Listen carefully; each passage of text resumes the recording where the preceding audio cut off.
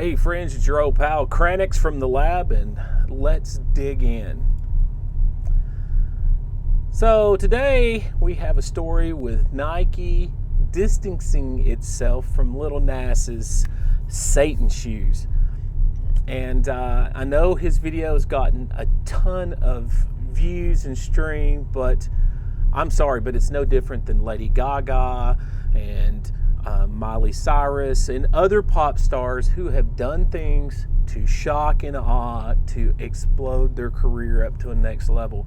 So some of this feels very manufactured, but Nike is, afraid of backlash, which shocks me because Nike usually just doubles down on things. We look at their history with China. We look at their history with Colin Kaepernick, the whole canceling of the Betsy Ross shoe because some felt that was racist. Yeah, but this is a complete manufactured controversy.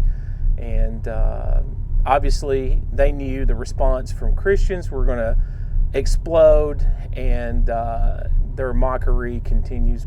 I saw a tweet from Lil Nas talking about he was going to sample some pastor going off about it. We'll see. We'll see if this continues his popularity trend or if it torpedoes it. I could care less of a freak walking around with blood on their shoes because I don't live in their world.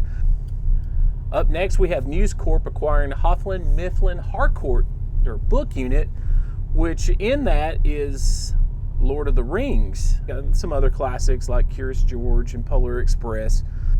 I am curious to see, with a corporation taking over control of stuff like Lord of the Rings and others, will this be a continuation of, well, we're going to take this out because this may offend people, or we're going to put disclaimers in books. I'm just really curious to see how this goes. Also, News Corp owns HarperCollins, so with this acquisition, are we seeing a monopoly being formed? Is that going to put the strain on creators? Is this going to lead to more crowdfunding and artist to consumer direct marketing?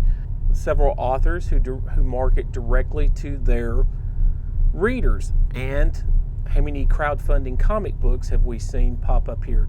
So I'm really curious if this monopoly is going to follow suit with some of the other craziness that's going on with corporations. We'll keep an eye on it. A little bit of good news. We have the Evergreen cargo ship finally free in the Suez Canal in Egypt. So I know a friend of mine's got a package that is on that ship, and it's been delayed. So hopefully we'll get our shipping lanes back to normal, and that's some good news for the day. Up next, we've all seen that video that's running around on Twitter of the lady trying to block Senator Ted Cruz from taking a short video of the terrible conditions that these people are living in at the border.